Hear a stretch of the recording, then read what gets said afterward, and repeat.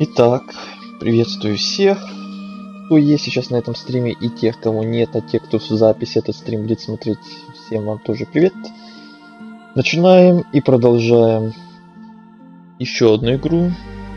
Начинаем вторую часть этой игры именно, а продолжаем эту трилогию, эту серию игр, которых уже 3 штуки понавыходило. Не очень давно мы первую часть проходили. Я обещал, что и следующую часть мы обязательно тоже пройдем. Сегодня вот мы возвращаемся наконец-то. Спустя не знаю сколько там, 12 дней вроде прошло, как я смотрел последний раз или сколько. И вот мы возвращаемся спустя такой небольшой перерыв к следующей части. Вторая часть у нас сегодня на медне. Еще там есть какая-то третья часть, уже называется именно не так. Не под названием третья часть, а как-то там по-другому. Да, и сюжет там немного уже в другую сторону идет, чем первой и второй части. Но это все. Не будем забегать вперед, это все будет когда-то там, когда мы перейдем уже к третьей части. Сегодня у нас вторая часть. Будем проходить хотя бы на одну какую-то концовку, потому что здесь эта игра, насколько я знаю, насколько я помню, потому что я ее уже когда-то проходил, насколько я помню, она побольше, чем первая часть. Ее мы, скорее всего, точно уже не пройдем за один стрим, как первую часть прошли. Я и думал, что мы и первую часть не пройдем за один стрим. Думал, придется разделять на 2 или на больше даже. Но это я тогда судил еще по сравнению со второй частью. Потому что когда я проходил эту вторую часть когда-то давно, то она довольно-таки не маленькая была. Не то чтобы большая сильно, но и не маленькая.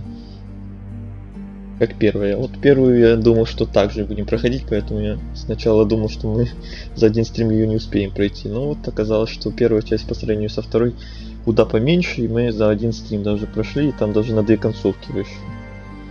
Если бы шли только на одну концовку, то еще быстрее бы прошли первую часть. Вот вторую часть, скорее всего, не уверен прям на 100%, но скорее всего ее мы уже за один стрим точно не пройдем. Хотя, если мы опять только на одну концовку будем идти, то еще не знаю. Если мы опять будем идти на несколько концовок, что вряд ли уже, может и пройдем, хотя смотря как еще будем проходить. Так вот, как минимум на одну концовку пройдем, а насчет уже других концовок по сравнению с первой частью я уже не знаю, потому что на первой части там мы быстро вторую концовку глянули. Хотя их там вообще 3 или 4, но насколько я знаю, 3 и 4 они уже мало чем отличаются от первой и второй. Вот первую и вторую мы глянули. Вторую мы довольно-таки быстро после первой пробежались. А здесь так не получится, скорее всего. Здесь, если проходить на еще одну концовку, то это будет уже, считай, еще одно прохождение полностью. Не знаю, буду ли я делать еще прям целое такое прохождение еще на одну концовку. Посмотрим. Надо будет хотя бы одну концовку глянуть, посмотрим еще какая это выйдет у нас концовка, потому что когда я в прошлый раз проходил для себя, это вроде как была хэппи-эндовая концовка. Я еще удивился, что с первого раза прям на самую лучшую какую-то концовку вышел. Интересно будет, какая у нас сейчас выйдет с первого раза концовка. Такая же, может быть, вдруг я был бы не против пройти на ту же концовку, мне она очень понравилась. А может, в этот раз все получится как-то по-другому, и концовка выйдет уже немножко другая, или немножко, может, даже другая. Может, выйдем на какую-то плохую концовку. В этом тоже что-то будет интересное. Ладно, давайте тогда приступать. Больше особо нечего сказать я и не хотел. Да, давайте. Опять-таки без всяческих долгих вступлений, роликов и так далее, сразу геймплей. Итак, Шут нам рассказывает историю. Север и юг были друзья, но юг захлестнула за трон резня. Король северян момент не терял, и земли южан под себя подмял. Слушать. Земли радости не принесли, зато жадность дворянскую мигом зажгли. Юг хотели до конца захватить, а король все пытался назад воротить. Слушать. Так и закончилась жизнь короля. Отравили южане иль свита свои. Но наследник избежал страшной судьбы. Этот наследник вы. Что у нас записалось? Персонажи. Что у нас здесь есть вообще? Персонажи, предметы, навыки, титулы. Титулы. Сейчас 14 страниц. Здесь определенно их тоже побольше, чем в первой части. Еще новенькая вот эта вот ветка с персонажами и рассказы о них. В первой части тоже этого не было. Мы проходили, помним. Итак, король Эйнхард. Бывший король Севера и ваш отец. Его главная заслуга — присоединение богатых восточных земель, за что он и поплатился жизнью.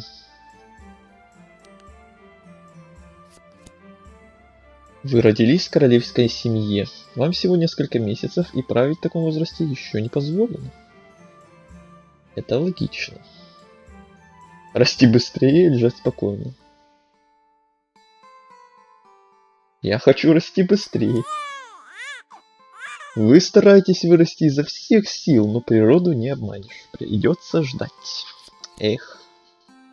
А так хотелось. Прошло несколько месяцев, и вы начали уверенно ползать по своим покоям. Повсюду стояли блестящие предметы, яркие ткани. Как вам на это реагировать?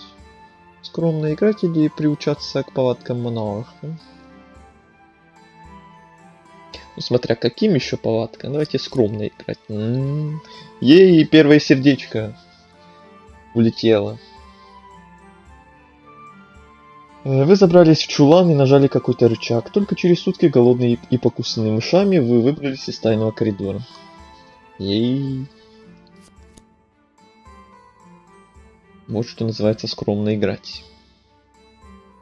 Вы уже научились ходить и спокойно играете в своих покоях, как вдруг вас повели на людную церемонию, на которой вам совсем не хочется. Совсем не хочется. Пукнуть. Злобно мямлить. Приглядеться к толпе. Приглядеться к толпе давайте, черт. Он наклоняется Шут и предлагает угадать, откуда у него такие шрамы. Теперь вам снятся кошмары. Теперь мы боимся клоунов и шутов. Вас усадили на трон, вскоре к вам приблизился худой усатый господин и преклонил колено. Дернуть за усы, не обращать внимания.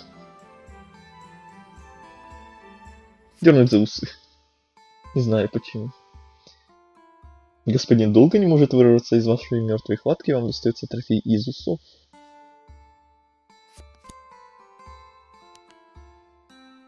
А, это этот усатый. Я Виктор, ваше высочество. Пока вы не достигнете совершеннолетия, вести дела королевства буду я. Виктор у нас регент. Правит до вашего совершеннолетия, верный слуга короля Эйнхарта. И теперь и ваш. Гага-бубу. Бубу, гага. В чем разница? Не знаю, было бы ли там сердечко, но... Если только тут, то я удачно выбор сделал. Вы хотите что-то сказать, но слуга решил, что вы проголодались и начал вас кормить. Благодарю. Ваше высочество сейчас мало что понимает, и это закономерно в силу вашего возраста. Но скоро мы начнем обучение, и я введу вас в курс королевских дел. Наблюдай за Виктором. В разгаре праздника Виктор разговорился с одним из купцов. Восточный удел теперь исправно платит дань, как и остальные. Казна никогда не пустеет, смею сказать, это определенно моя заслуга. Да ты что? Полная казна, залог спокойной жизни в королевстве. К слову, не боитесь ли вы, что восхождение наследника на престол загубит результаты вашей политики? Внимательно слушайте, хотя для вас это только набор звуков. Я никогда не позволю королевству прийти в упадок, чего бы мне это ни стоило. Отдыхать. Некоторые говорят что-то еще, но вы не слушаете. Прошло несколько лет в замке, вы выросли и были обучены грамоте. Сегодня у вас 13-й день рождения. Вы вольны делать все, что захотите. Так, мне кажется, надо музыку немного погромче.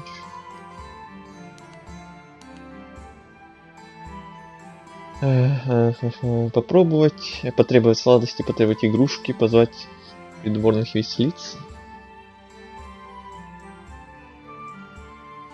Веселиться. Вот это было громко. В королевский зал пожаловали неизвестные вам люди, дальние родственники и прочий сброд. Все пьют какую-то странную жидкость, а на вас не обращают внимания. И кто здесь веселится, по-вашему? И у кого здесь день рождения, спрашивается?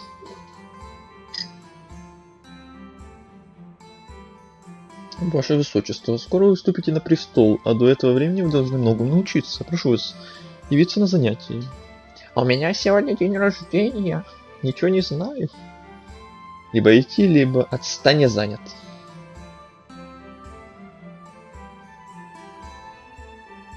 Ну действительно, сегодня день рождения. Какая учеба. Сами же написали, могу делать все, что хочу.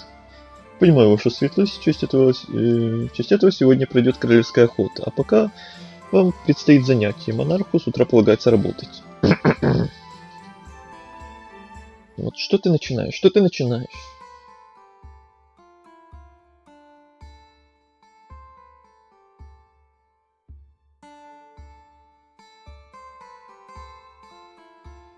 Ладно.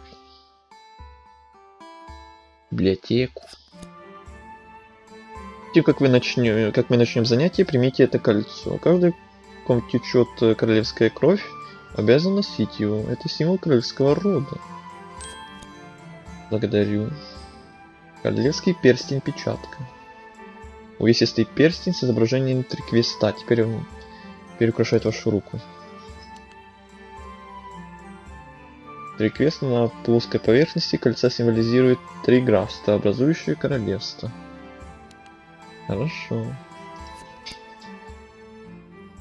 Теперь приступим. Сегодня я расскажу о престолонаследовании. По закону власть переходит по мужской линии, вы унаследовали престол от вашего отца. Следующим за вами по линии идет... Кто идет? В библиотеку вошла ваша тетушка Беатрис. Виктор, не стоит так перегружать голову нашего будущего короля. Нашей светлости сегодня праздник, да и скоро начнется охота. Пускай лучше поиграть в саду.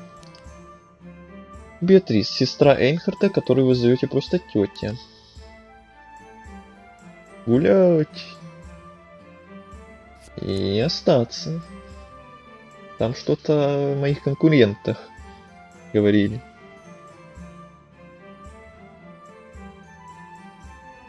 Виктор возразил, но ее сиятельство Беатрис настоял на окончании занятий. Ну раз уж вы настаиваете, открытый путей сад. Идем в сад.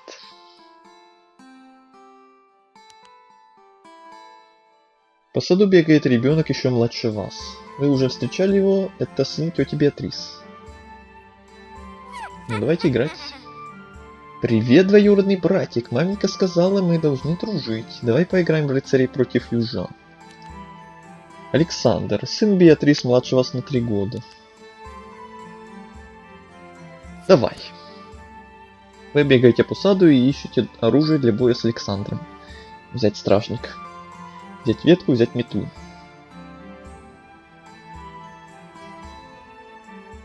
Взять метлу.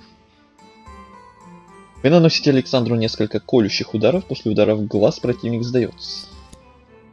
Глаз хоть на месте. Смотри, там киса. Где? Александр забежал за деревья и пропал из вида. Начинается. Мы пробрались сквозь кусты наугад, пока не столкнулись лбами с Александром. Плохая киса. Александр заревел, побежал в замок. Тут вальяжно вышла кошка. Плохая кошка или погладить кошку. Наклонились и погладили кошку. Внезапно она начала говорить. С ума сойти говорить.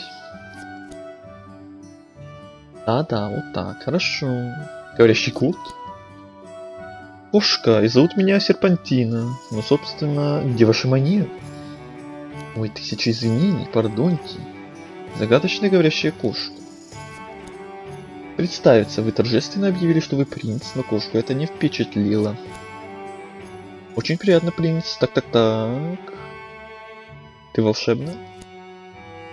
Не обратила внимания на ваш вопрос. Так значит вы принц. Значит вы знаете, где королевская библиотека? Я была бы очень признательна, если бы вы проводили меня туда, ваша светлость. Конечно, знаю. А титул получен кавалер. Серпантина осторожно следует за вами.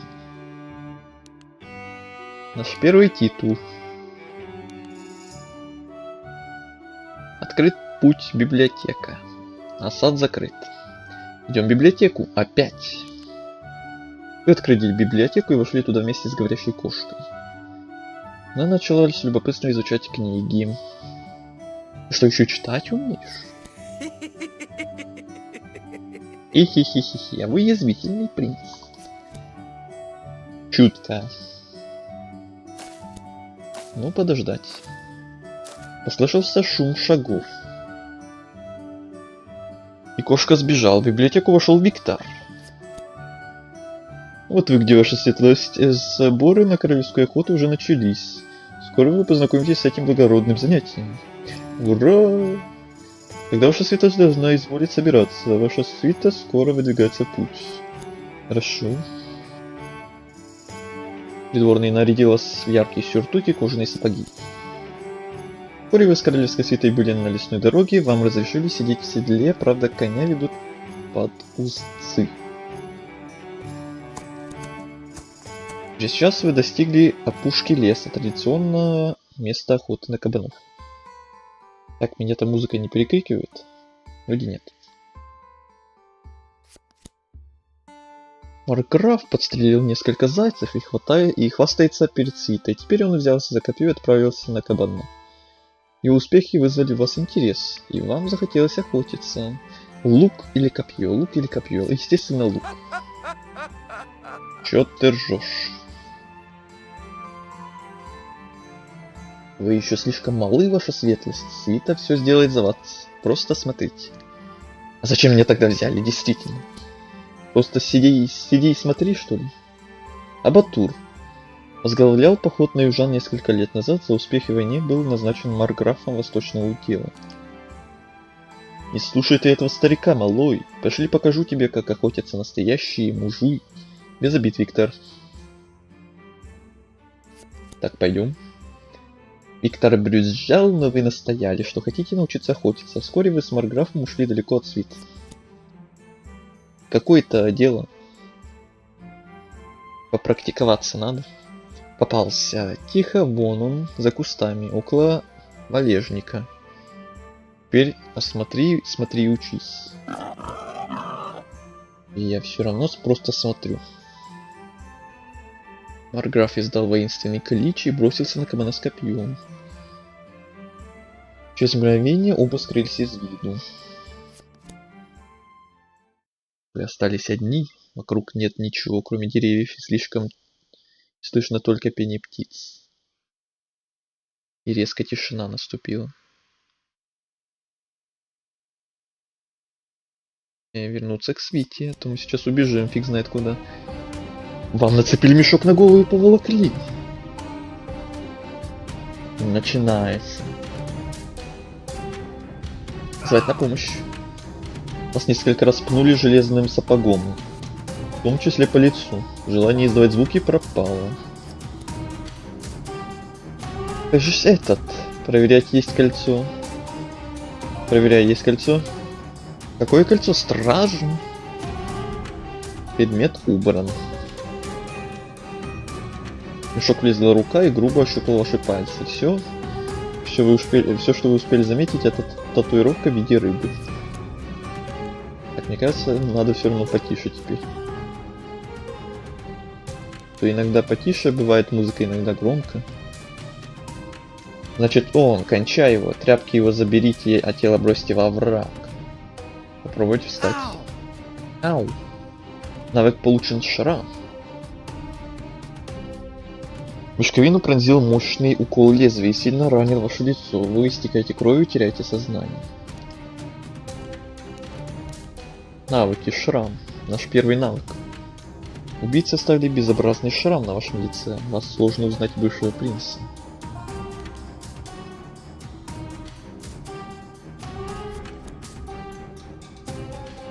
Это еще что за дрянь? Эй, эй! Прости, вы помогите мне. Умирать. Я умираю. Пришли в себя, ваша светлость? Где я? Кто я? Где убийца? В лесу, где и были, только остемнело уже. Где убийца? Пара озлобленных троллей отвлекла их, и они разбежались. Прийти в себя.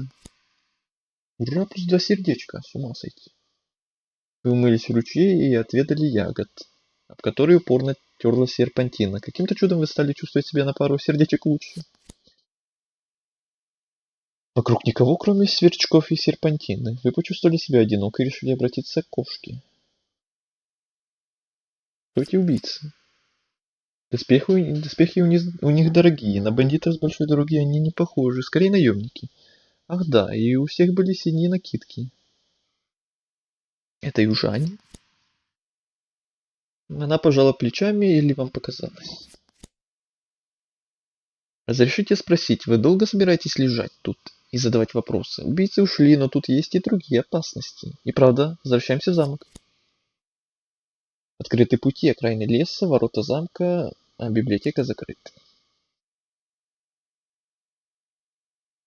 Окраины леса. Начало, наверное. Вы бредете за серпантиной до самого рассвета, пока не оказываетесь на знакомой вам окраине леса. Вам захотелось остановиться и передохнуть. Прислушаться к звукам. Пение птицы, шелест листвы со стороны леса, где-то кричат крестьяне, кипит работа и что-то похожее на лязг доспехов. Ваше Величество, если вас хотели убить, не придут ли они, чтобы закончить начатое? Возможно, стоит не попадаться на глаза какое-то время. Ты права. С стороны дороги послышались голоса. Серпантина прыгает в кусты. Когда кто-то приближается, возможно, это убийцы. Чутье подсказывает, что нужно бежать или прятаться. Прыгнуть в кусты и наблюдать. Вы прыгаете в ближайший куст, а тот оказывается колючим. Крайне неприятное укрытие. Вы ждете достаточно долго и уже успели задремать, даже несмотря на непрекращающийся зуд. Сопротивляться сну. Перед тем, как тьма покрыла абсолютно все, вы видите, как из леса поспешно выходят несколько людей в доспехах. Стражники это ли убийцы, не ясно. Вся ночь впереди, вы думаете, чем бы занять себе, чтобы не уснуть? Поиграть шипами? Серьезно? Танцевать? Спеть любимую песню?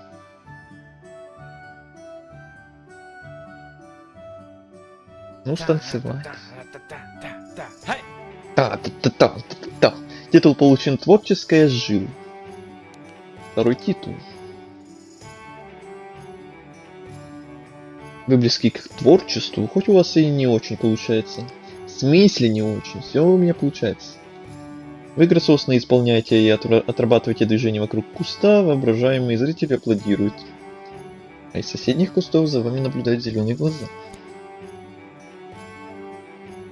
По ощущениям, прошло совсем немного времени. Вы думаете, чем бы еще заняться? Придумать игру, сосчитать деревья. Придумать игру. Как насчет карточной игры, где ты играешь за короля и делаешь выборы, которые решают судьбу королевства? Действительно, ни на что не намекают, прям... Что бы это могло быть? Солнце уже хорошо освещает все вокруг, и вы слышите звон доспехов неподалеку. Через минуту из леса выходит отряд стражи и останавливается около вашего куста. Так, надеюсь, они не будут делать кое-что возле моего куста.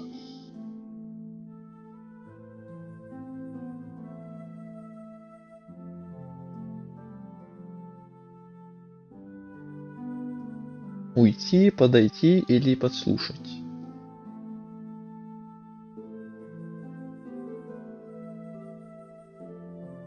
Мне кажется, я знаю, зачем они остановились возле моего куста, и мне надо отсюда уходить. Заметно уйти.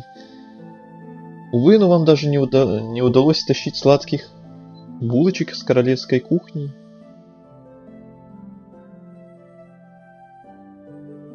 Причем тут булочки из кухни? Листва и ветки под вашими ногами привлекают внимание стражей, и вас хватает.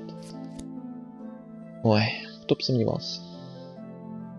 Нас крепко держит от боли в суставах. До боли в суставах к вам подходит сержант. Да как вы смеете? Hey! Хорошо, я должен отвезти тебя к начальнику стражи на допрос. Но ты не похож на бандита. Кто ты и что делал здесь? Я принц. Принц. Титул получен балабол. Какой еще балабол? Это правда. Вы смеете. Говорите вы много, но не всегда по делу.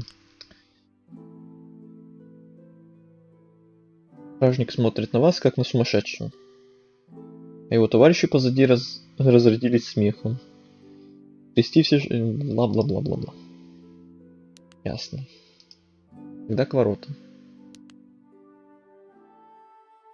Перед входом в замок собрались очередь из подростков. Многие из них подозрительно похожи на вас. Значит, что тут происходит? Да принц пропал.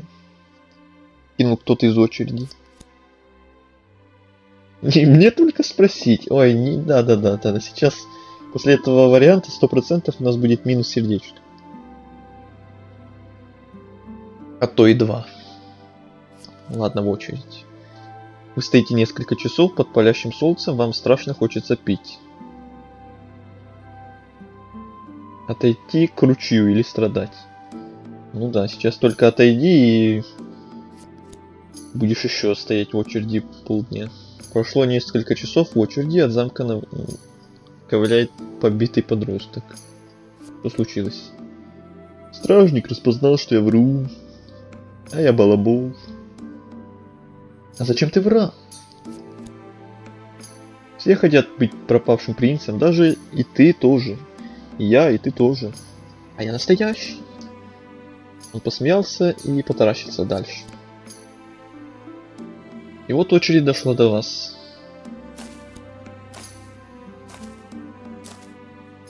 Торок, это я, принц. Старый вояка тяжело вздохнул и грустно взглянул на очередь за вами. Еще один принц. Торок. Говорят, что это самый матерый воин в королевстве, правда, слепой на один глаз. Убийца. Один из тех, кто устроил покушение. Все, что вы успели заметить, это татуировка в виде рыбы на его руке. Ясно. Знаю тебя. Меня тут все знают. Ну, мы же типа по идее должны лучше его знать, там, доказать, что это мы настоящий.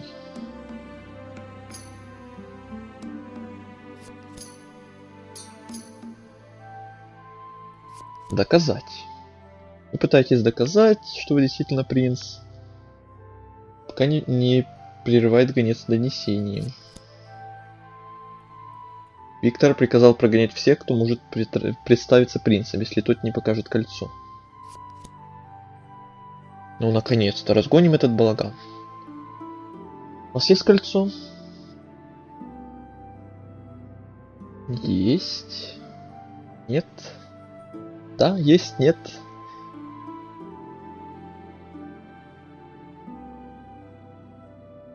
Но это меня прогонит 100%. Тут еще и сердечко могут лишить. Ну, давайте попробуем соврать. На всякий случай вы осмотрели карманы, но там было пусто. Торок прищурился одним глазом. Извольте очистить дорогу к замку. Ладно. Вонючка? В смысле?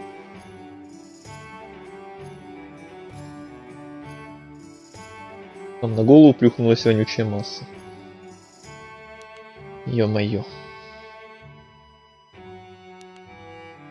Этот титул мне не нравится. Теперь вы знаете, куда деваются фекалии из отхожих мест в замке. Лучше бы не знал. С кустов раздается голос с мяукающим акцентом. Вы видите серпантину? Мррр, неплохо. Вас не пускает в собственный замок. Какие планы, ваша светлость? Ага. Я не могу сопровождать вас дальше. Вам придется действовать самому. Но я могу дать подсказку. И какую же? И что же вас интересует, ваша светлость?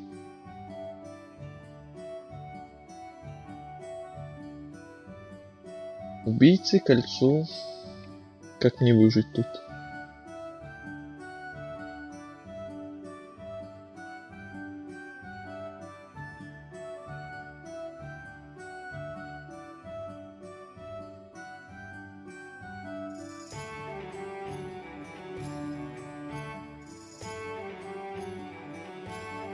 Как мне найти кольцо?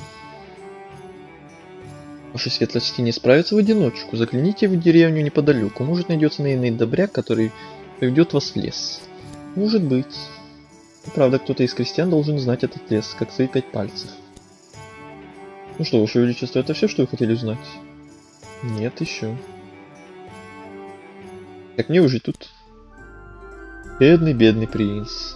Вряд ли кто-то из крестьян примет вас на содержание просто так, но вы можете попытать счастье на севере, в академии. А дальше? Если у вас получится доучиться до экзамена, то есть шанс встретиться с бывшим королевским магом. Может, он поможет. Я бы не доверял магам. Учиться? Долгое время придется бездействовать, так что поделать? Так вы хотя бы будете в относительной безопасности. План отличный? Нет. Понятно. Да, еще один вопрос. Нужно поймать убийц. Я так помню, на охоте вы были с Марграфом. Может, стоит навестить его? Его земли находятся неподалеку. Абатур. Катина. Вы даже не уверены, что Марграф не причастен к покушению на вас. Ну, кто знает, кто знает. Да, это все, что я хотел узнать. Кошка скрывается. Голова трещит от переполнявших ее вопросов и раздумий. Но пора идти. Но тут вы слышите рык животного из кустов поблизости. Итак, окраины леса закрыт путь, открыт путь переправа, мельница и деревня.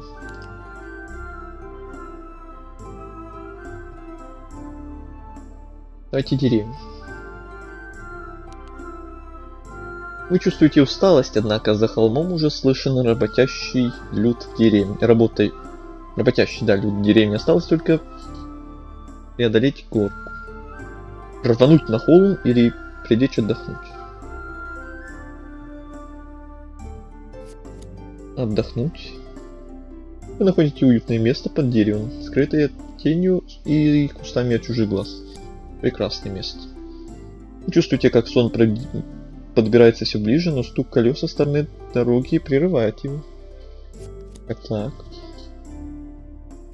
Вы выглядываете из своего укрытия и видите, как повозка медленно едет по дороге. Повозкой управляет мужчина в холщовой рубахе. Подойти. Повозка останавливается прямо перед вами. Приветствую тебя, что тебе нужно? Куда путь держишь? Деревню там за холмом. Когда торговец отвечает на вопросы, вы замечаете в лесу вооруженных людей, следящих за вами. Предупредить торговца. Ах, снова эти бандиты. Подсоби немного, встань спиной к лесу. О, предмет получен, железный кортик. Вы делаете, как попросили, торговец достает 2 свертка, один из которых дает вам. Под белой тканью вы замечаете кортик. Пока вы рассматривали врученный вам сверток, над головой раздался громкий щелчок. Торговец поспешно заряжает арбалет. На вас несутся 3 бандита.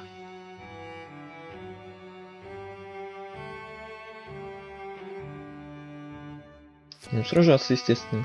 Титул получен «Храброе сердце». Ну, это уж точно получше, чем «Вонючка». Я ждал, поскорее бы этот титул убрался.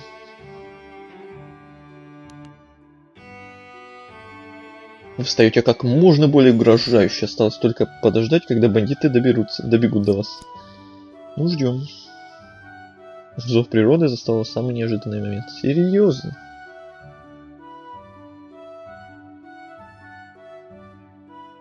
Бежать в кусты. Ну да, конечно.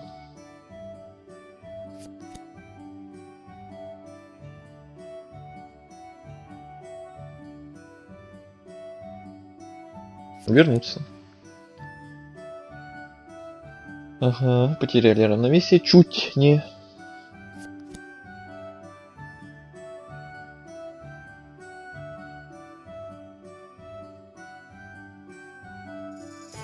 Так, возвращаемся к торговцу. Скорее садись, подвезу тебя до деревни. С удовольствием. Вы быстро и легко доехали до деревни. Торговец высаживает вас на главной площади. Попрощаться. Спасибо, пропал бы я без тебя. Замолвлю за тебя кому надо. Теперь мне пора, прощай. Лоуденс. Торговец в западном графстве, добрый и учтивый. Да и в бою не промах. На поля пройтись по площади. По площади. На ваших глазах рыцарь хвастается своей броней перед крестьянами. Снять броню и кто ты? Гений, дворянин, любимец дам, феодал, ответил рыцарь с ухмылкой и ускакал прочь. Но он не это имел в виду, ну ладно.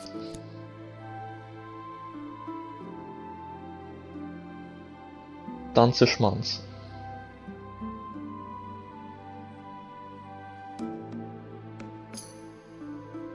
Наблюдать.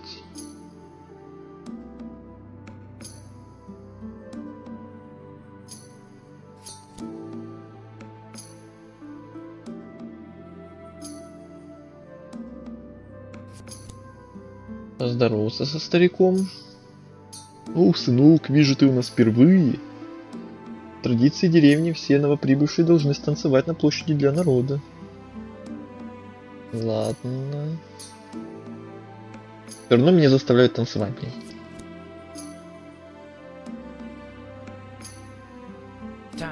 Ну, танцуем. Та-та-та-та, танцуем прям в пляс. Танцуют все просто.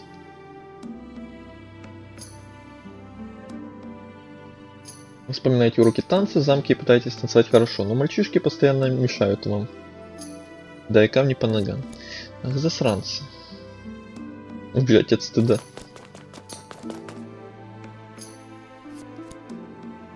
Офигенная деревня. Прогуливаясь между ограждениями и безмятежно трогая колоски пшеницы, вы спотыкаетесь обо что-то и падаете. Встав и отряхнувшись, вы видите, что споткнулись от человека в чудаковатой одежде.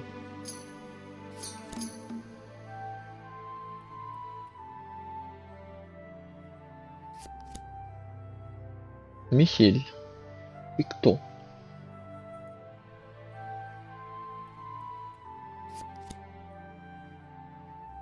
Меня Михель зовут. Будем знакомы. Я тут местный охотник. Правда охотник? Ага, и стрелы, и лук вот на мне, а что? Я не просто охотник, я лучший в королевстве, могу по запаху находить следы. Да. Ну-ка, давай помоги мне. Королевский лес. Какое совпадение, как раз выслеживаю там кое-кого.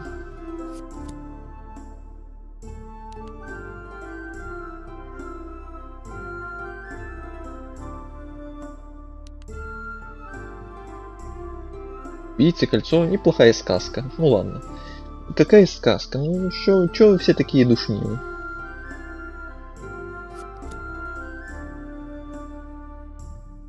Все пути закрыты. Глубь леса. Ладно, глубь леса, так глубь леса. Вы встречаетесь с Михелем и добираетесь до Королевского леса.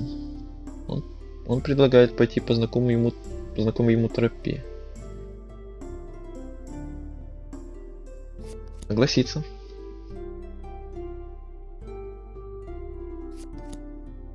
Нюхач прям какой-то. Вы находите скелет человека около дерева. Подружиться с черепом. Ограбить, упокоить. Ограбить череп? Грабить-то.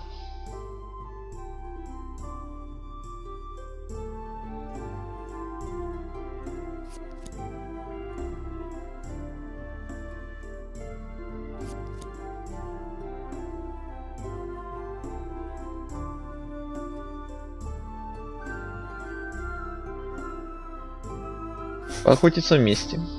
Навык получит следопыт. Наш второй навык. Умение отыскать зверя в лесу, знать, куда двинулась целая армия и не заблудиться ночью по пути в уборную.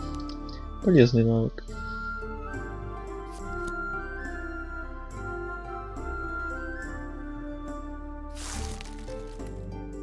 Опять кошка.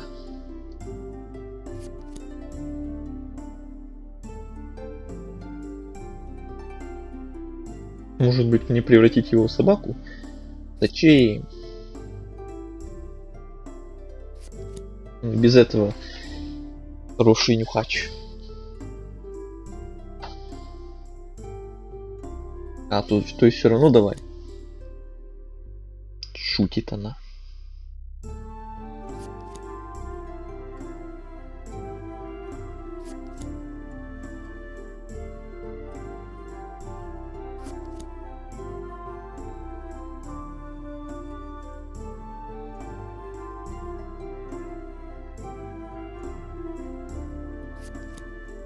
Плюс сердечко. А то немного неуютно, когда все одно сердечко остается. Вот 2-3 уже поспокойнее становится.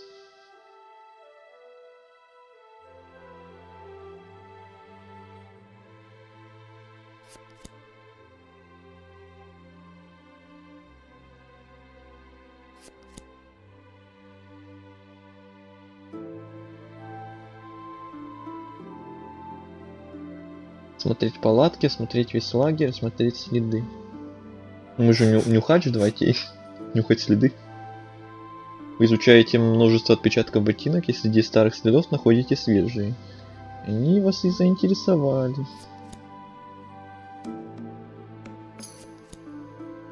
Титул получен начинающий следопыт. Прикольно.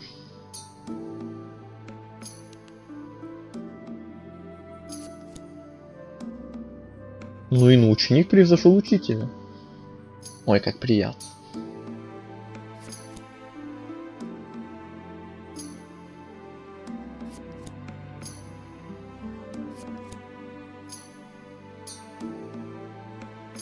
Скупаться, справить нужду, попить.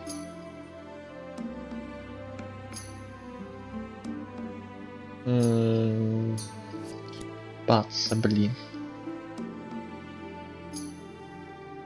Только плюс сердечко было и сразу минус. Ой. Лагерь смотреть.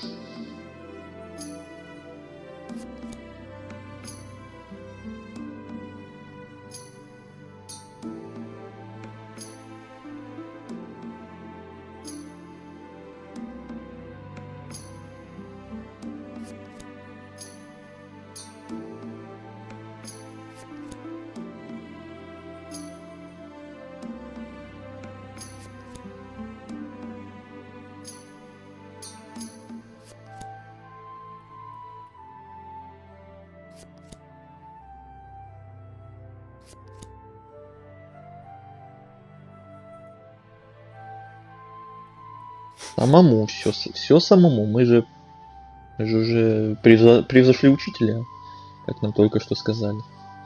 С чета. Тролли? Ну что, идем к троллям? Ой, дождь пошел. Кажется, дождь начинается.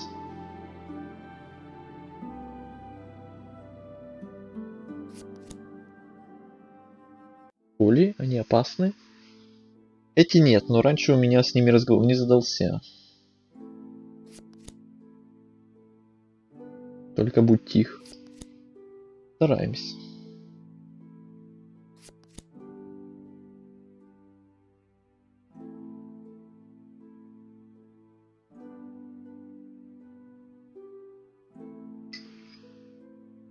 Просить совет. Их там двое, второй спит в гроте.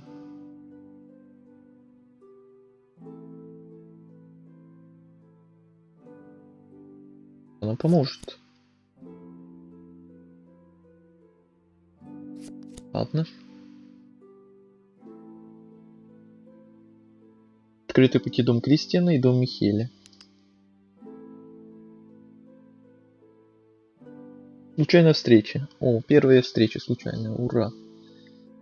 Наверное, ура. Если будет сейчас минус сердечко, будет вообще не ура. Вы наткнулись на стоянку бродячего цирка. Зайти. Белые крестьяне вокруг пляшут и смеются. Стрелять из лука. Плюс сердечко. Вы посадили все мишени, получили карамельное яблоко. Блин, ну не надо про еду, ну не надо. Карлик приглашает всех в кукольный театр. Почему бы нет?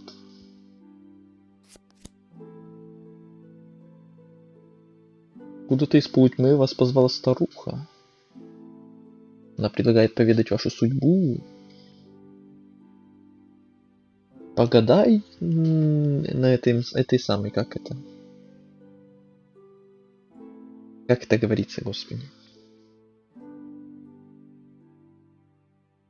Позолоти ручку, милок. Позолоти ручку, милок.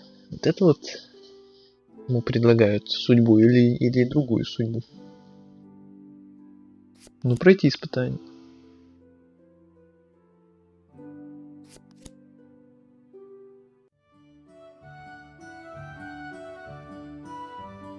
Терпеть.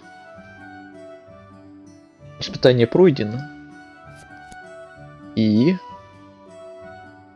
ты объединишь всех фрименов и станешь муа... Что, простите? Прошу прощения, не то пророчество. Ясно. Единственный плюс — это сердечко от этой случайной встречи. Ну, хотя бы не потеряли сердечко. Вы дошли до центра деревни, впереди виден двухэтажный дом.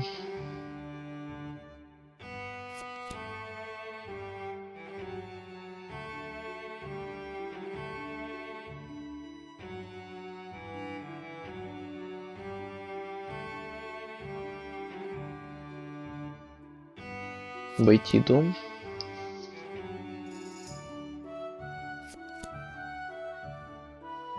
Мужик на лавке сверлит вас взглядом. Обратиться к нему. Он мне кого-то напоминает. Вы подходите к скамье, на ней удобно расположился внушительных размеров мускулистый мужчина в безрукавке. Я Гундо. Надеюсь, правильно назвал? Гундо. Телохранитель. Я тебя здесь первый раз вижу. Что ты хочешь? У меня просьба к Маркграфу. Бандитов нынче развелось. Тебе лучше валить, пока я не принял тебя за одного из них. Что это за гостеприимство?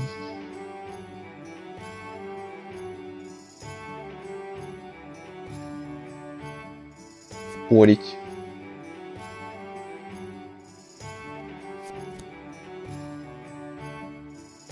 Из дома выходит коренастый мужчина в изящной рубахе. А вот и Маркграф.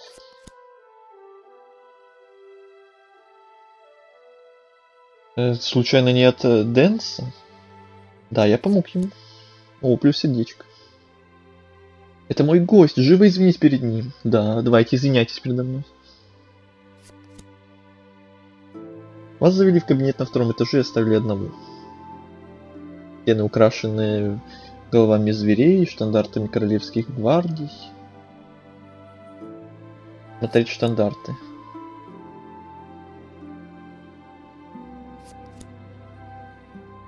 Наконец появился Кристиан.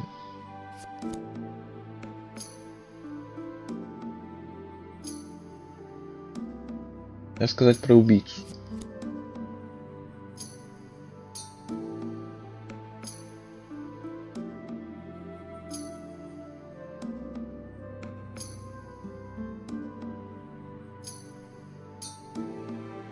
Точно. А предмет получен, сапоги Кристиана. Эти сапоги, с ними ты не пропадешь. Что за сапоги? У нас еще кортик есть.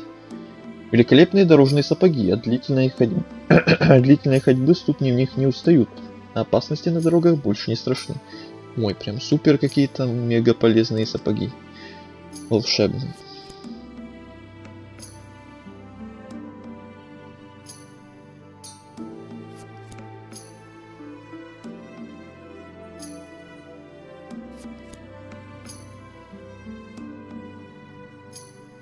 Другого варианта нет? Ладно.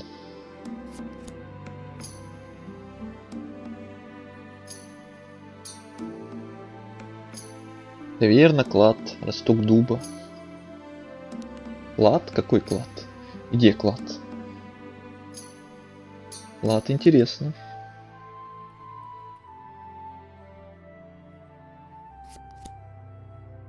Сынок, поди сюда, подсоби старику.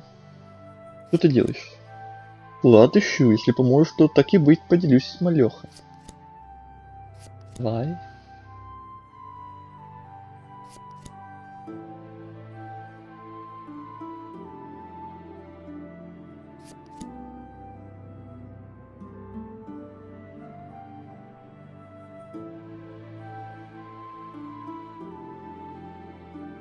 То есть он хочет все, чтобы я все сделал, а он на все готово, и потом...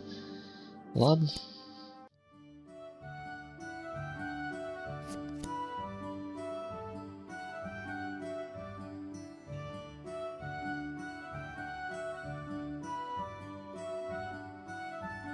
Почему я не удивлюсь, если отхожее место? Давайте сразу туда.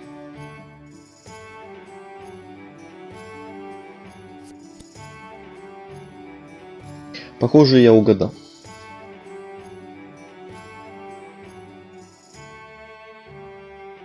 Я был вообще бы не удивлен. Я и сейчас не удивлен, то что самый стрёмный вариант оказался правильный. Вы находите утерянные страницы из повести. Бла-бла-бла-бла-бла. Лучше оставить это в земле. Нет, это не то, что ли? Как так-то? Ну, около хаты, давай. Кажется, вы угадали. Да ладно.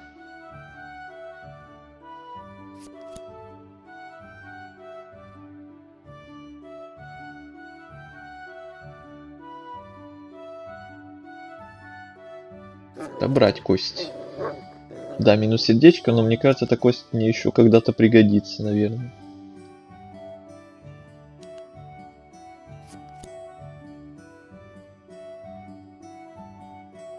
В итоге все равно все варианты просмотрели. Ну, как всегда.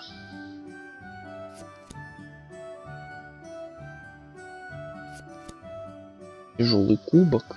Золотой кубок украшен самоцветом. На нем выгравировано не святой грааль. Да-да-да, не святой грааль. Забрать себе, обрадовать старика.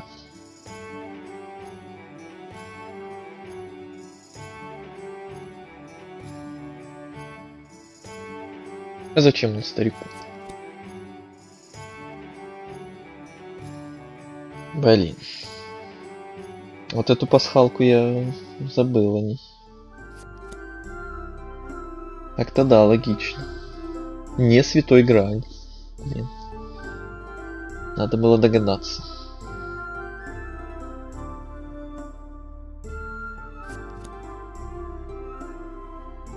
Ну блин, ну 2 сердечка на пустом месте, блин, потерял. То из-за собаки, то из-за кубка. Копать наугад. И все по итогу вернулось к тому, что наугад мы будем копать.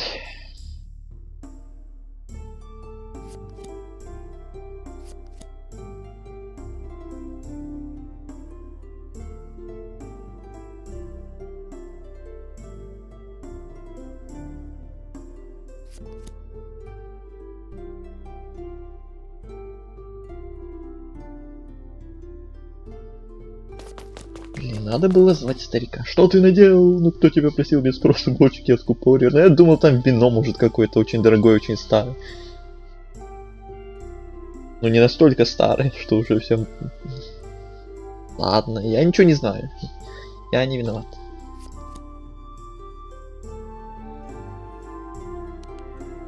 Вот вам и клад. Минус 2 сердечка плюс кость. Такой себе обмен. Перед вами лачуга Михеля. Осмотреть мясо.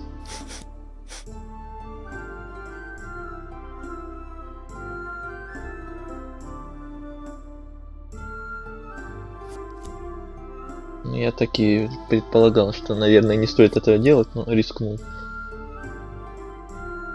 Даже с королями такое бывает, да?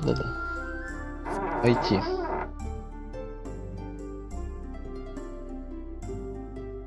Предлагает вам напитки. Салфейная вода и ячменная настойка.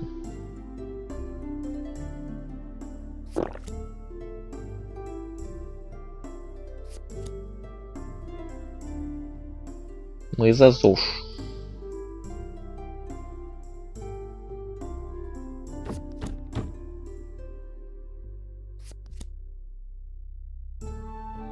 Михаил, выходи, осел недоделанный. Что происходит? Это Барт. Он все же прознал. Что прознал?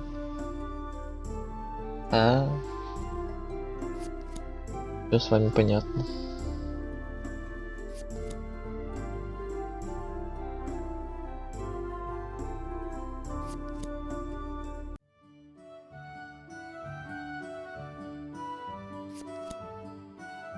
Ой, только не мои шкуры.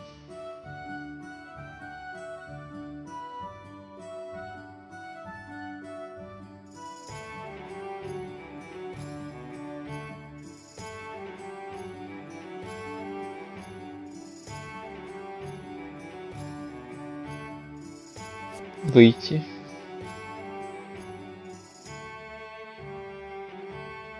Предложить дуэль. Попытаться договориться. Ну, дуэль.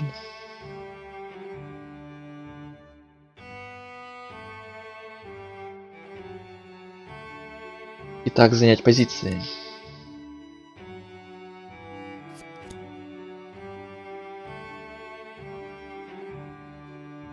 Уклониться. Угу.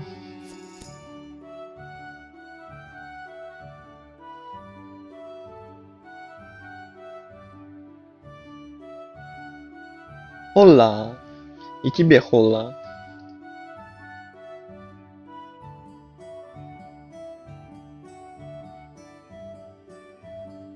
Привет, привет.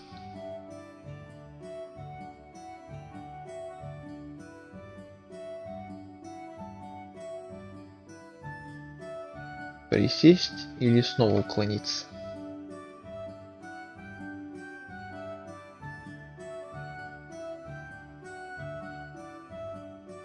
Присесть. Хорошо, идем. Что-то новенькое? Да нет.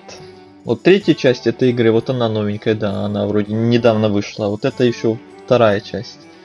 На канале я первую уже проходил недавно, вот сейчас до второй дошел. Руки дошли до второй, и в будущем еще когда-нибудь вот и до этой третьей самой дойдем, которая вот как раз уже новенькая.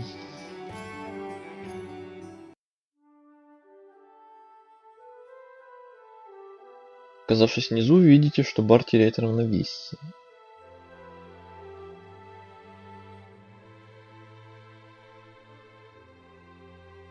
сделать подсечку.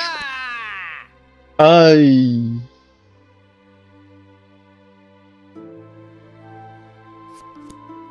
Вот так-то. Музыка равно вайп. Согласен. О нет, мой нос, это кровь. Черт с вами, в этот раз я отступлю. Туда тебе. Титул получен рыцарь справедливости. Масса идти. Какой хороший титул. За подданных и двор с арбалета в упор. Хорошо сказано. Михель благодарит вас, что спасли его от избиения. Путь.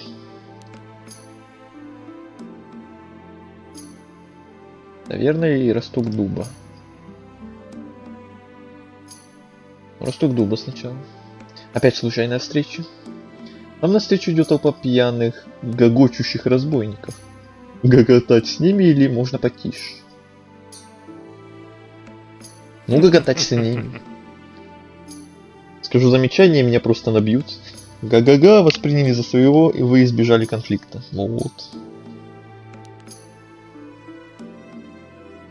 В дороге стоит телега точь-в-точь, как у Лоу Дэнс, но его нигде не видно. Рядом же едва заметная тропинка, ведущая в лес. По следам.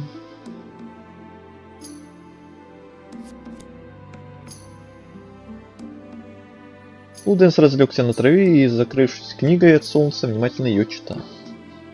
Спросить про книгу, спросить про телегу. Про телегу. Ты меня напугал. Так нужно мне старое рухлить. Там все равно нет товара, поэтому и воровать нечего. Что ты сам здесь делаешь, собственно? Читаю детскую сказку.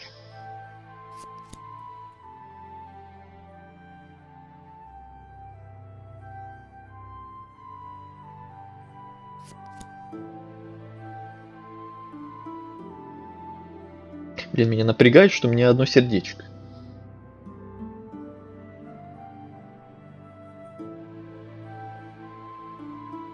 Некомфортно как-то становится.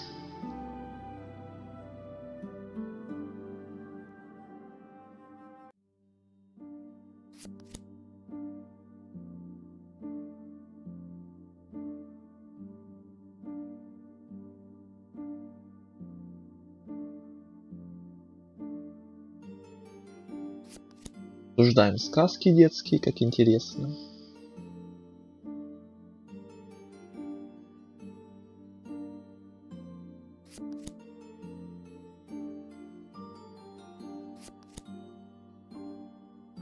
Слушай, если ты никуда не спешишь, может, составишь мне компанию? Ладно. Отлично, желудь я добыл. Будем посаживать желудь. Ладно, ладно. Ждать придется долго. Ладно. Одно сердце — смерть. Да, один неправильный выбор, любой, и равно смерть. 2-3 сердечка, я уже намного спокойнее себя чувствую, чем когда одно.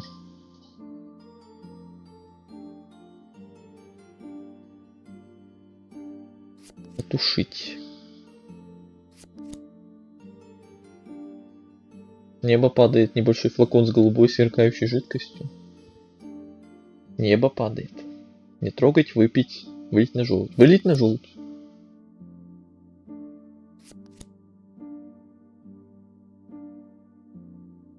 Из-за деревьев выходит белый волк. Наблюдать. И гадит прямо на желудь. Вот псина. Ох, моя спина. Сколько мы уже здесь сидим? Ну, долговато.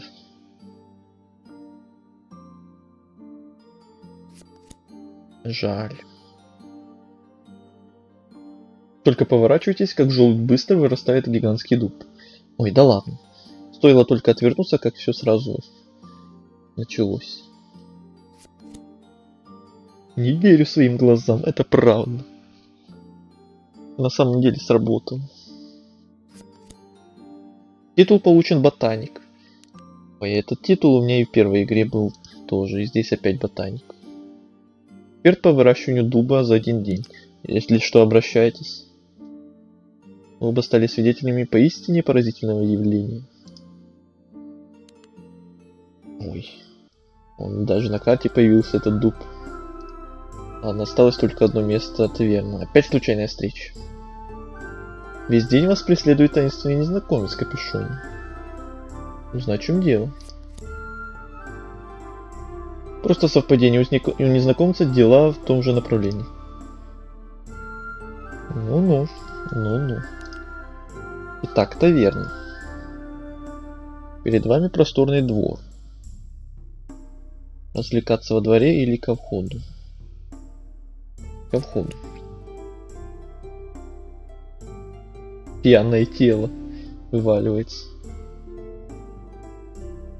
Ну, пьяное тело лучше проигнорировать, а то еще эту самую пьяную телу начнет выделываться.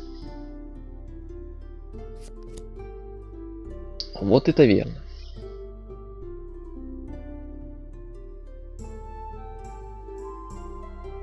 Смотреться. Вам подходит старик и говорит, если угадаете, в какой руке сокровище, то оно ваше. Правой, в левой, в обеих. Ну вот опять рандом. Почему нет варианта ни в какой? В левой. На ладони старика красуется гнилой зуб. Это считается сокровищем?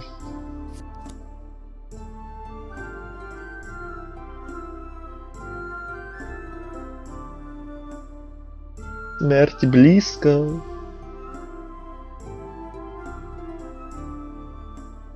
В углу таверны несколько работяг устроили кулачные бои. Ага, и на кулачные бои с одним сердечком идти, да. Я что, самоубийца, что ли? Отказаться. О! Плюс сердечко. Все, теперь я уже намного спокойнее себя чувствую. И уже мы от смерти на 1 шаг отдалились.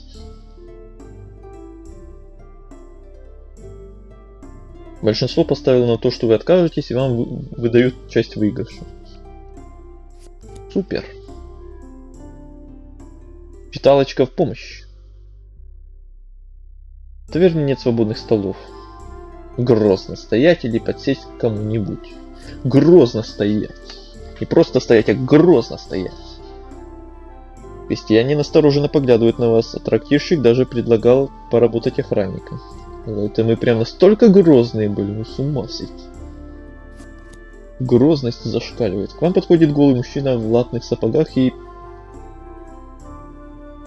топ-хельме. Он бьет вас по голове со своим шлемом. За что?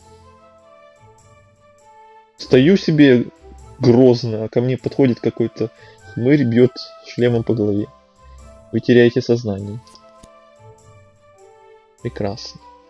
Ну хоть сердечко от этого не убавилось, что нелогично. Вы очнулись на теплой соломе в сарае.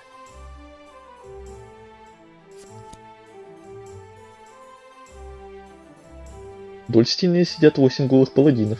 О, а вот и паладины. Их лица закрывают шлема, похожие на кружки. Ну вот мы их и нашли.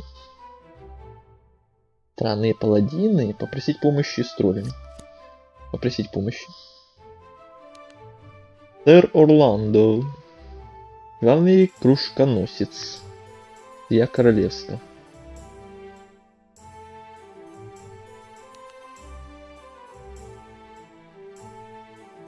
У вас горит праведный огонь. Хотите искоренить зло и провести пир на нашей земле? Провести пир, да. Вам бы только пир, я так понимаю.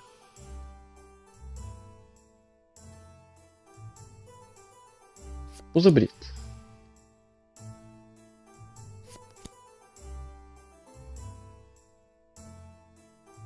Что это значит?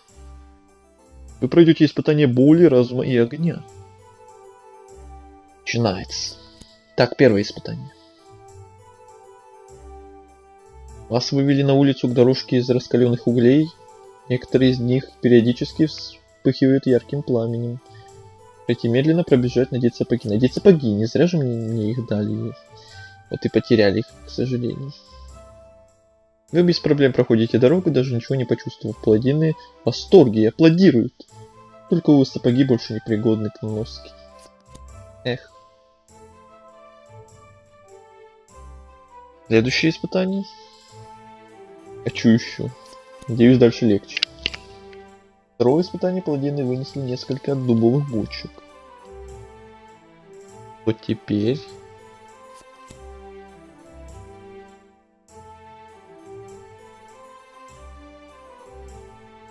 Сделать вид, что пьешь. Вы незаметно выливаете содержимое стакана себе за спину. Эхей.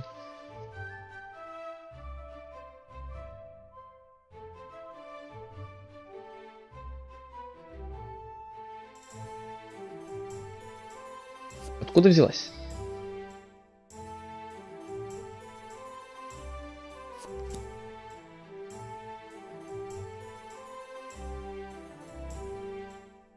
Они забавные.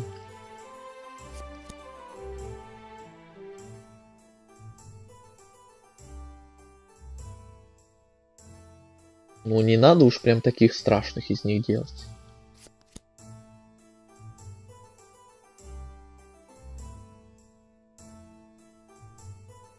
То есть слишком недоверчиво.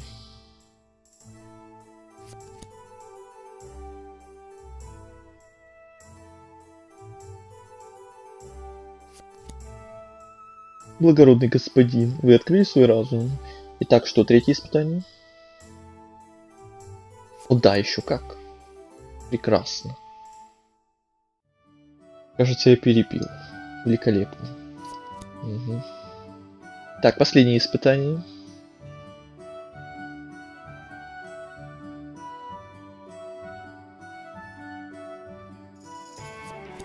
Ничего не понятно, но очень интересно.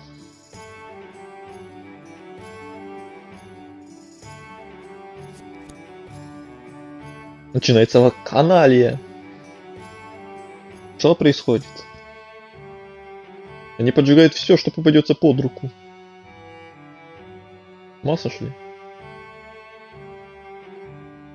Ну, испытание, ладно. Теперь мы считаем тебя нашим братом. Прими этот топ-хельм как знак вступления в наш орден. Это большая честь. Титул получен почетный член ордена паладинов. И предмет получен топ-хельм. Получается же такой. Масса. Инкрустированный шлем ордена паладинов. Хорошо защищает от запаха, кружится голова. Подозрительно.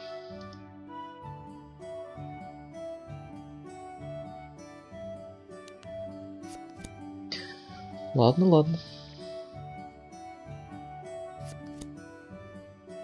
Да, тролли точно.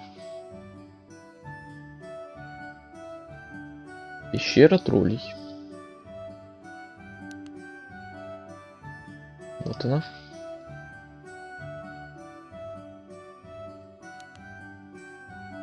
Вместе с Михелем вы добираетесь до места встречи около логова троллей. Паладины в полном составе ожидают вашего приказа. Разведать обстановку.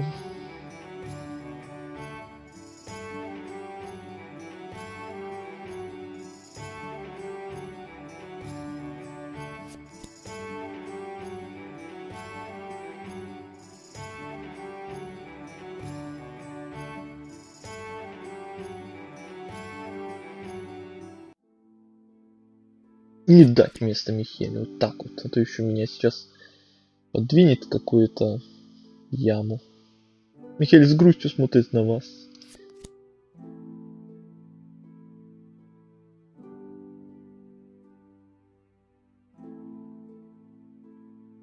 Провести воодушевляющую речь. Ну, рискнем. Мы исполнили тост. Так и речь или тост? И одно другому не мешает.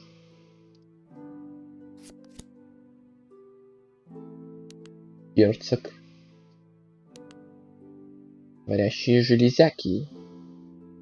Или помешать герцогу? Сейчас я вас на копья расплющу. Бей! Бейте его в атаку. Тролль несется на вас.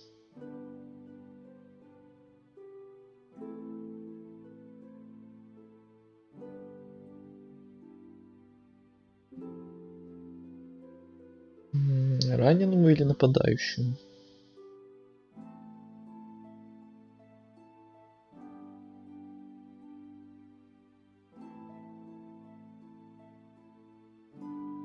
Ну, нападающий.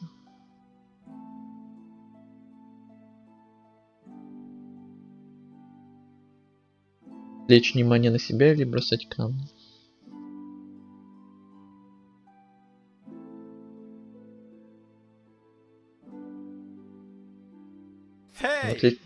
Черт.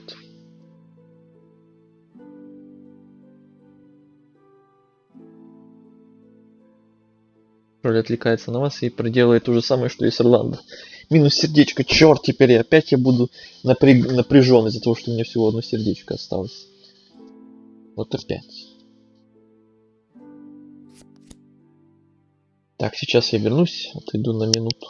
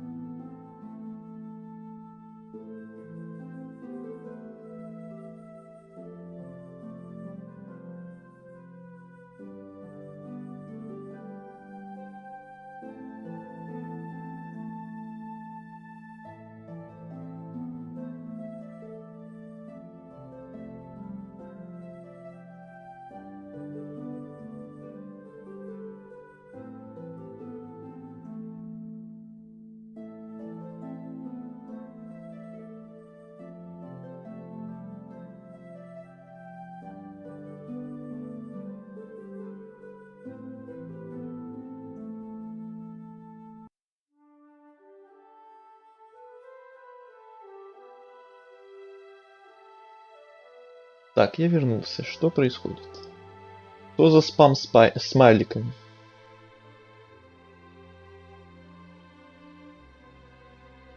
Остановитесь.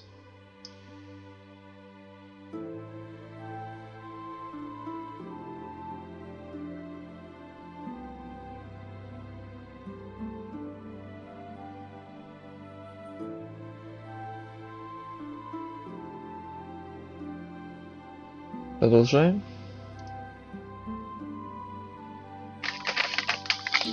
Я с собой тут кое-что взял. Так, секунду, а то будет громко.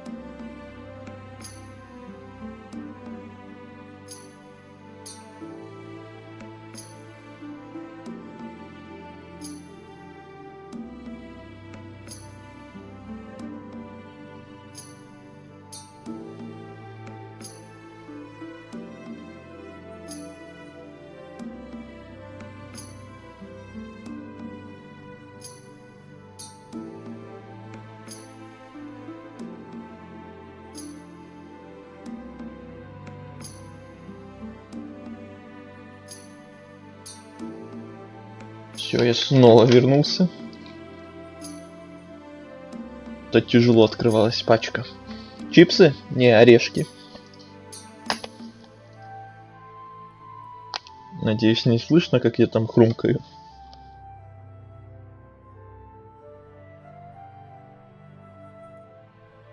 Это гипнодэнс.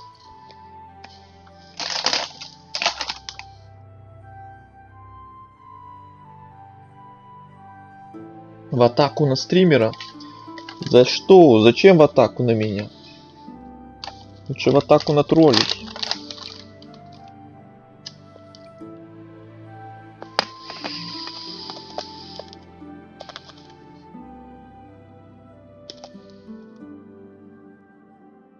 Принять бой или бежать?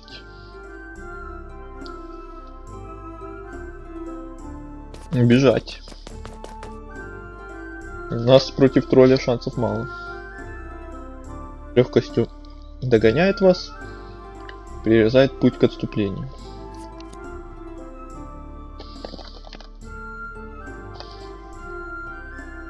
Заплакать или кусать руку тролля? Рип.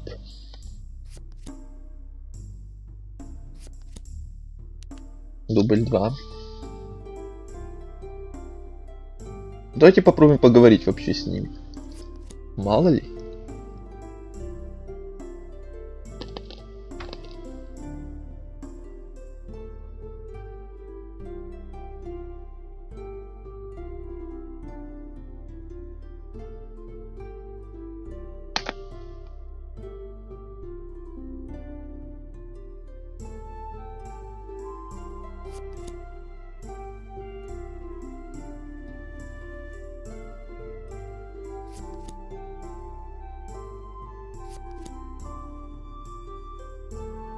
Герцог Дубина, чего разорался? У меня мозги есть, и мне надо отдыхать, а у тебя нет, поэтому молчи, не мешай.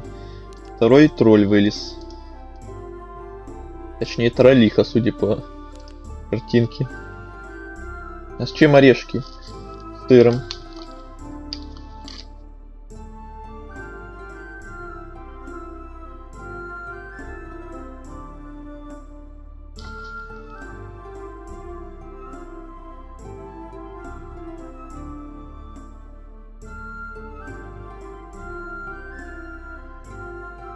Я вообще-то принц. Минус сердечко.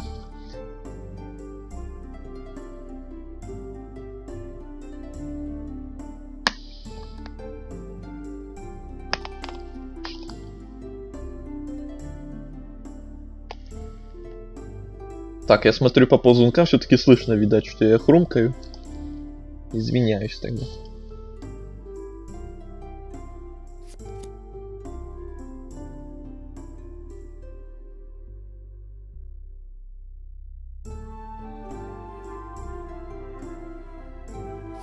Ну, повиноваться, допустим.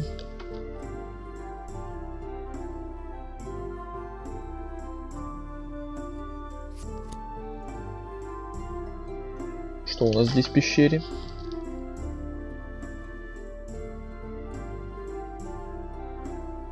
Не слышно, слышно только пачку. А, окей.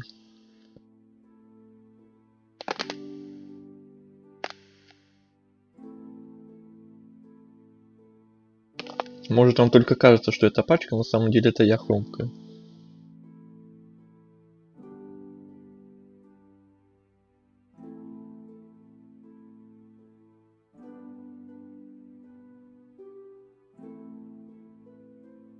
Внушительно. Еще как? Для чего же? Мы собираемся. Что? Чего он думал? Это те секреты?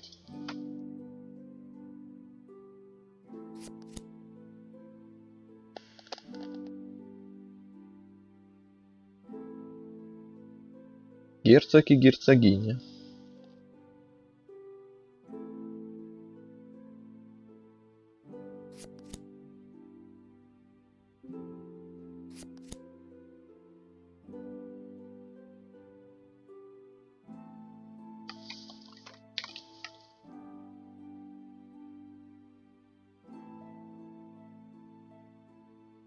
Хм.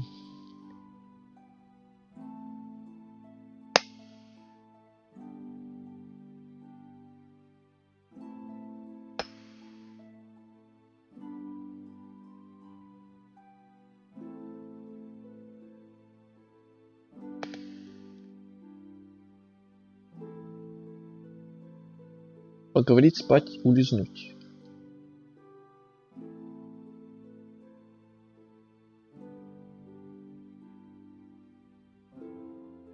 Улизнуть. Ой, дубль 3, ладно. Еще раз пробуем. Опять обстановку разведываем. Подвинуться.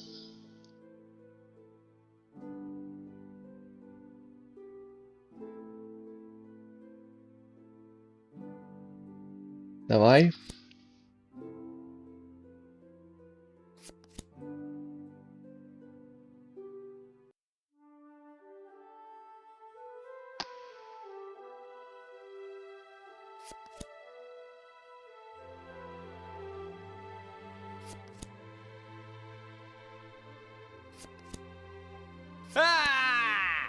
Тут все пока то же самое. Раненому мы поможем в этот раз.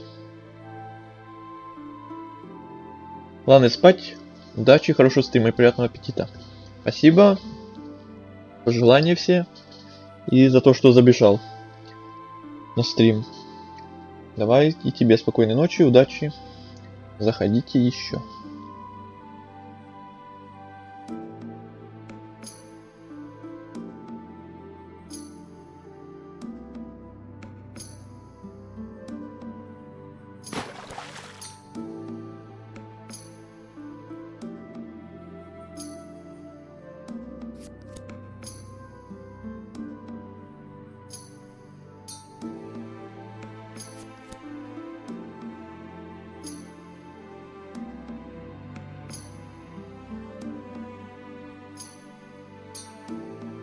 Если завтра увижу стрим, зайду. Договорились. Только завтра, скорее всего, не будет стрима. Следующий стрим не знаю, когда. Послезавтра, может, будет. Или в субботу вообще. Но завтра, скорее всего, не будет. Но это не точно. Ну, скорее всего.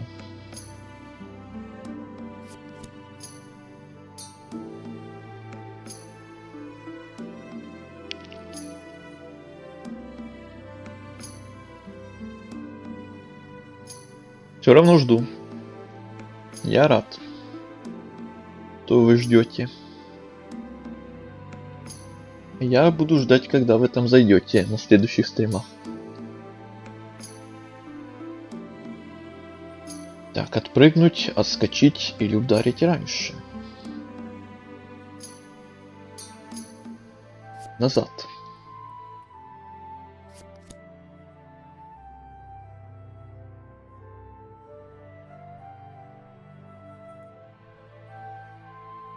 Клониться. Блин.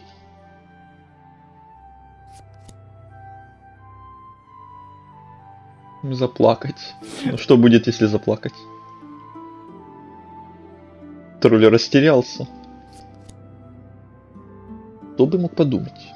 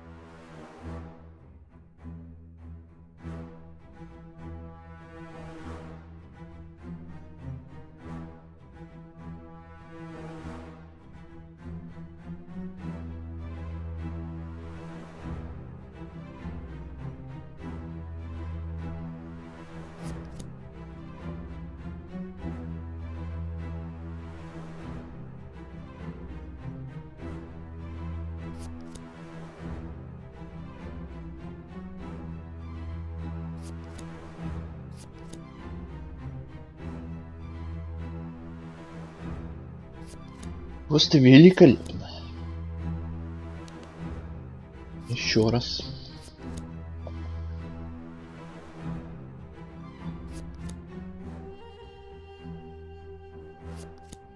Она тут то же самое все получается. Поговорить, что ли? Да вряд ли работает. Ну ладно.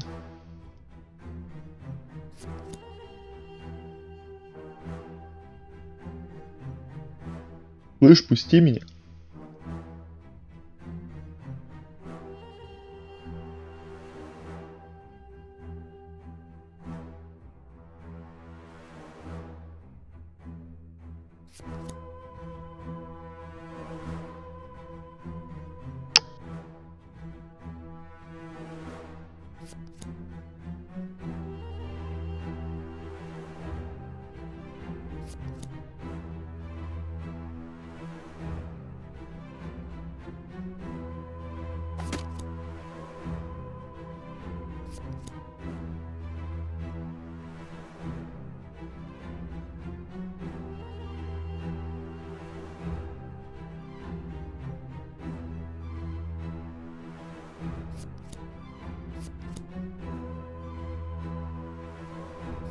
Это было очень странно, и я даже рад, что мы умерли в этом моменте.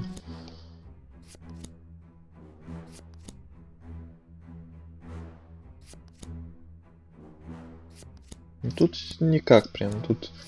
Если бы у меня было хотя бы 2 сердечка.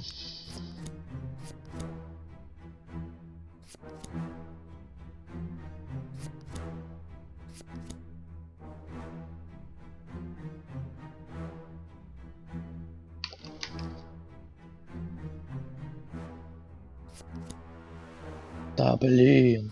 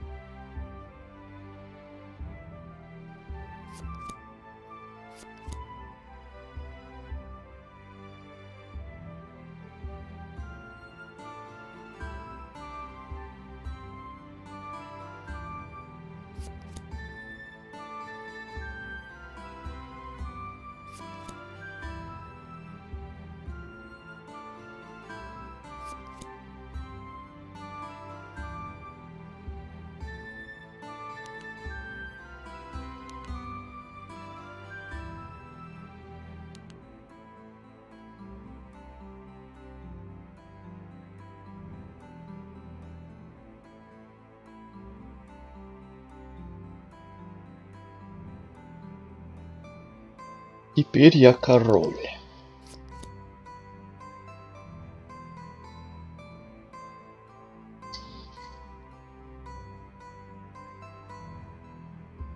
Ну и пир, само собой, естественно. Куда ж без пира?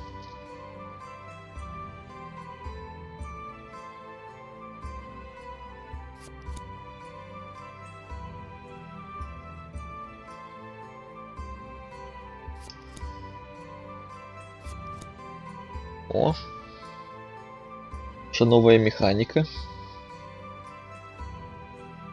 Новый ресурс, помимо сердечек.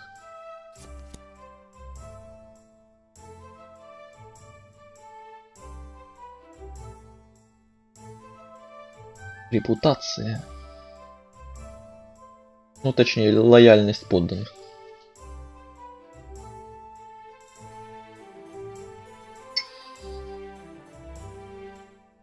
Кстати, о моих врагах.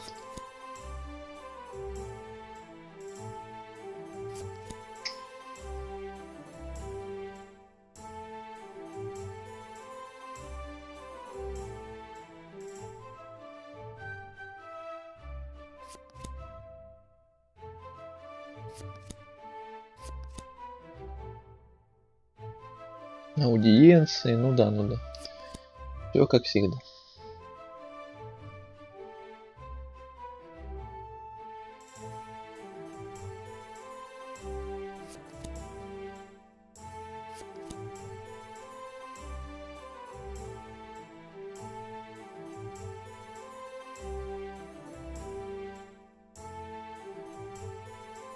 Идти прогуляться.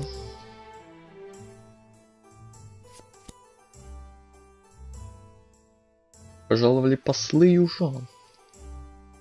Надо бы на их принять. Пускай заходят.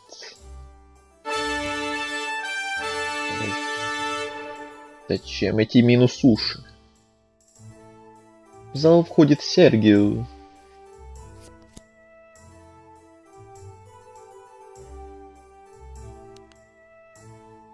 Он пришел издалека и бла-бла-бла.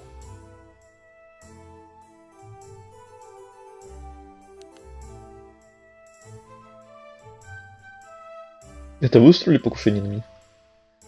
Прям напрямую.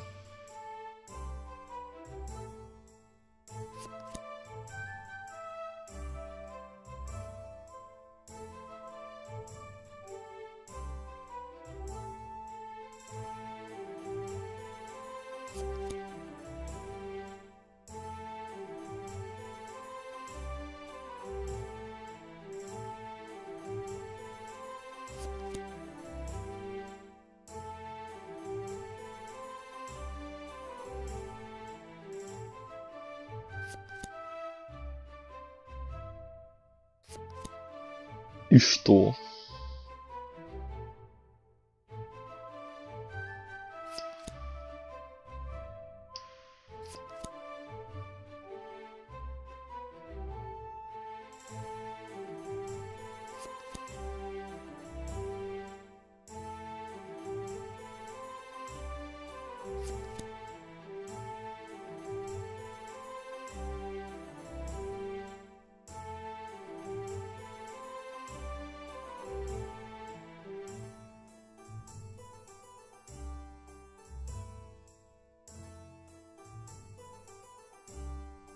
Пошли вон. Импульсивный титул получен. Южане были готовы к такому ответу и сохранили невозмутимый вид. Ну, тем более. Раз были готовы, значит, нечего было радоваться раньше времени, если бы вдруг я выбрал вариант подумать. Давайте быстро и без раздумий. Тут нечего думать. Пошел вон. Но мы еще встретимся. Я тебя запомню. Казармы и статуя Эйнхарда. Статуя. Случайная встреча. Вау. Опять.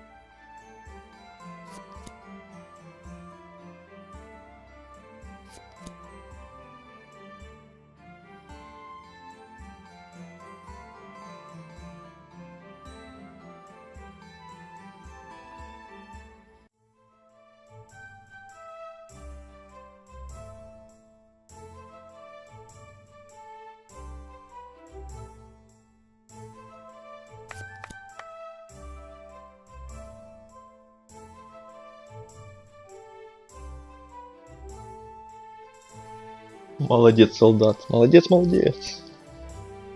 Корону, конечно, жаль, но молодец.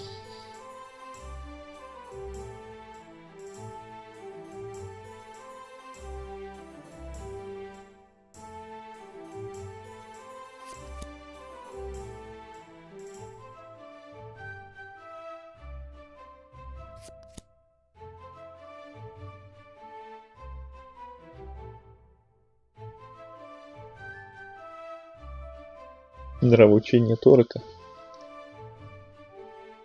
Что из этого самое страшное?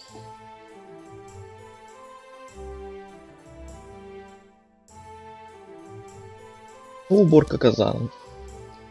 Совместим полезное с еще одним полезным. Плюс корона. Еще одно полезное как бы. Уже третье.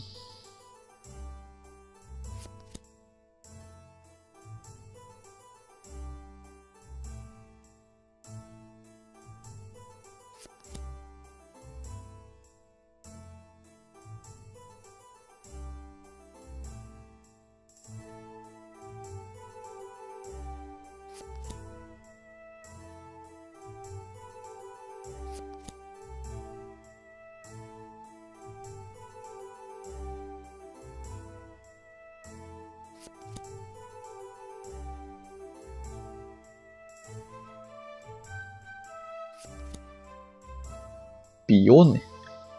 Везде заговорщики одни. Сплошные.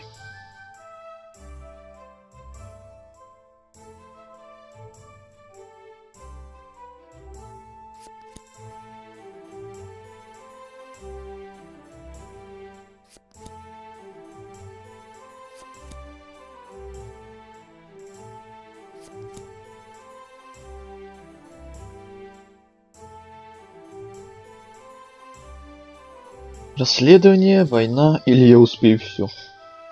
Ну все, мы точно не успеем. Было бы слишком идеально, прям настолько. Настольким быть Юлием Цезарем. Ну, к войне.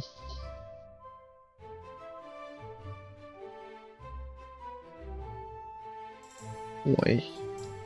Сколько всего открылось.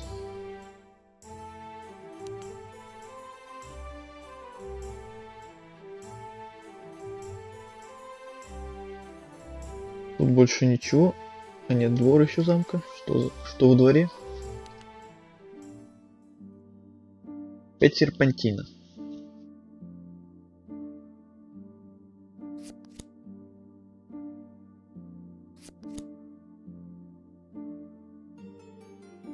О, а вы уже король.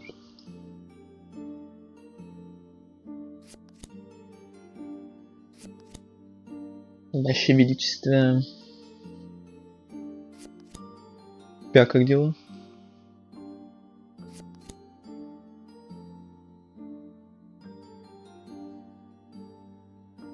Какого старикашки?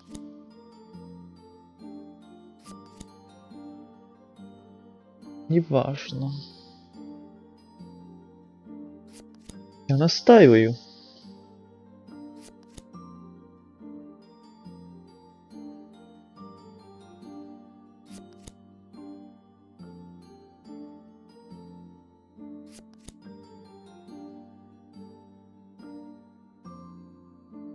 Дела королевской важности. Да, пусть будет дела королевской важности. Самой важной важности. Смею больше расспрашивать. Вот так-то. И мы отправились в поход.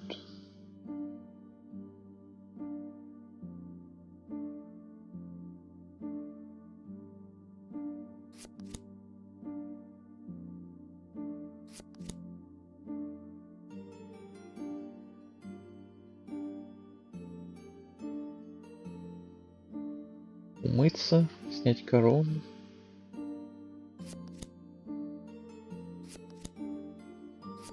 Меня заставляют снять корону.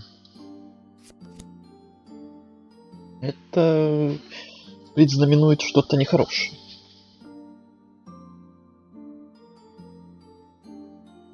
Философствовать.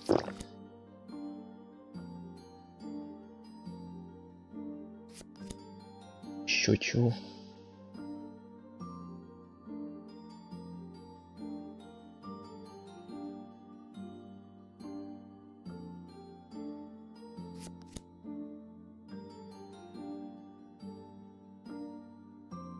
Так. Что здесь происходит? Блин.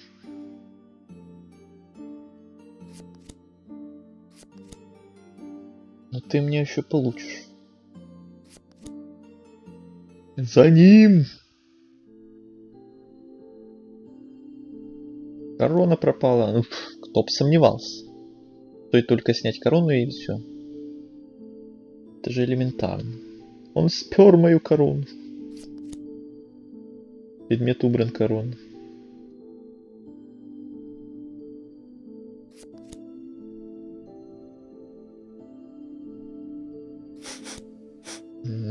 Я и сам тут.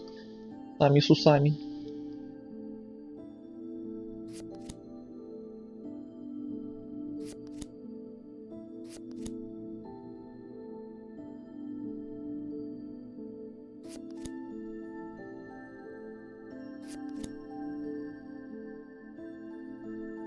О, вернули корону зато. Чудесно. Вот и пропажа. Низина, открыт путь. Вот и наше королевство.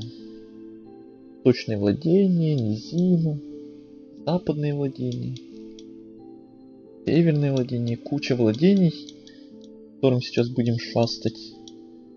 Кучу времени сейчас я хочу кое-что глянуть, убедиться в кое-чем и решим, будем ли мы сейчас шастать по всем этим владениям или на следующий раз. Оставим все вот эти путешествия. Это все надолго, наверное.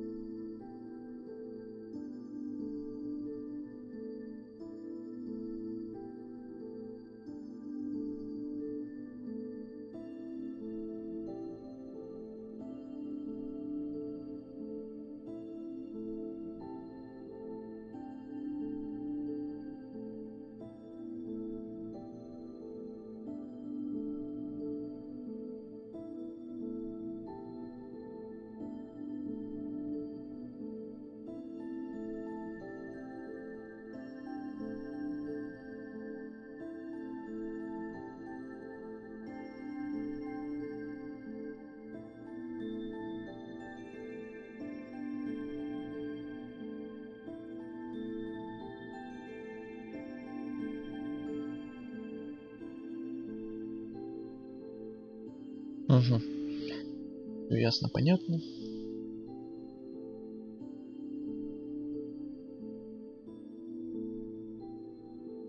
Я глянул все, что хотел.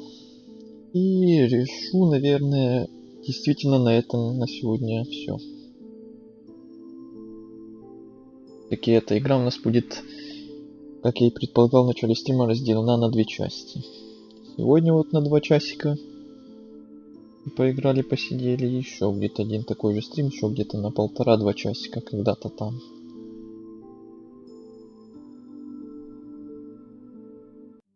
Как-то так.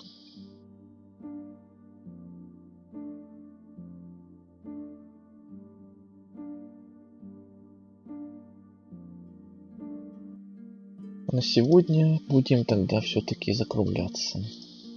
Можно было бы, конечно, еще посидеть с полчасика хотя бы, а то и больше можно было смело. Но тогда получится, что следующий стрим будет совсем коротенький, а этот будет слишком длинный. А я прям за один стрим не досижу. Может, я и хотел бы пройти даже за один стрим, но это будет где-то 4 часа стримить, а я не досижу 4 часа. У меня уже за первый час уже горло начало садиться, уставать столько бубнить, а с непривычки столько бубнить, только разговаривать, зачитывать я не могу. Это я не так часто играю что-то такое, чтобы кучу всего читать.